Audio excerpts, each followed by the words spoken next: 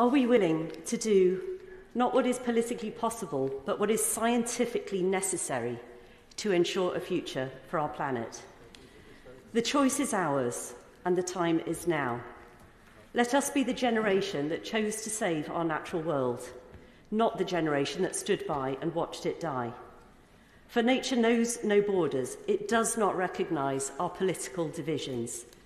It's time to write a new chapter in our nation's story, one where we finally understand that in saving climate and nature, we save ourselves.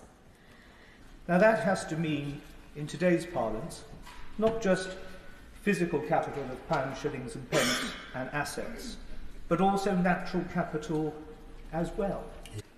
Our challenges are growing and we must take action to protect our communities and infrastructure. Locally, we must be resilient, and nationally, we must work at a system level to meet the challenge. Now, I know that thinking about this can be anxiety-inducing, and I worry for our young people who have grown up with a feeling of existential threat. But I would like to ask members to reframe this challenge as an opportunity to make people's lives better, whether that's through warmer homes, cheaper bills, access to good public transport, good jobs in new industries, or simply through ensuring access to nature for all. We are supremely arrogant if we believe that drill, baby, drill is the answer.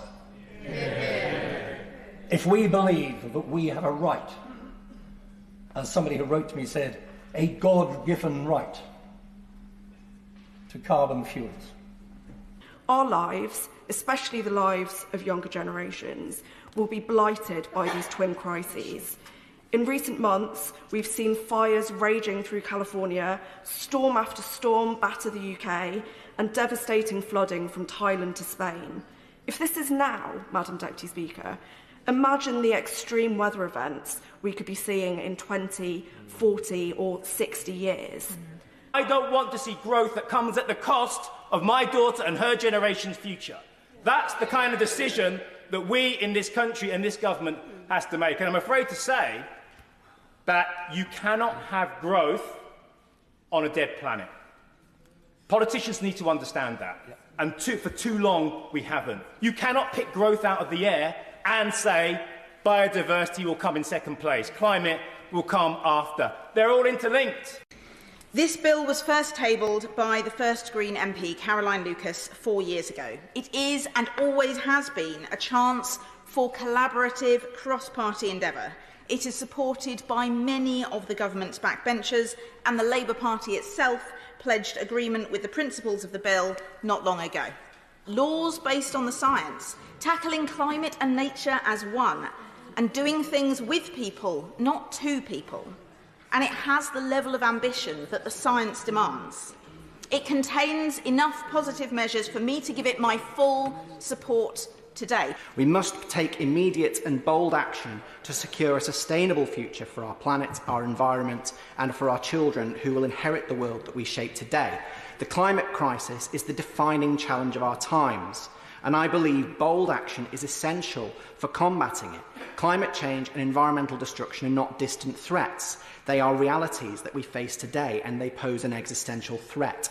The science is absolutely clear. Our planet is warming at an alarming rate, and the resultant consequences are dire. As the Met Office reported just a couple of weeks ago, 2024 was the warmest year on record globally, and the first year that was likely more than 1.5 degrees Celsius above pre-industrial levels.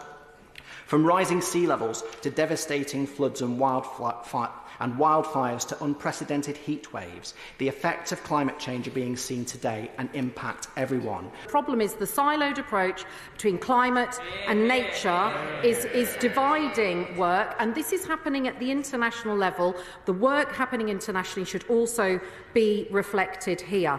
We will look at strengthening data reporting on our consumption emissions and narratives around the imported emissions that the bill refers to.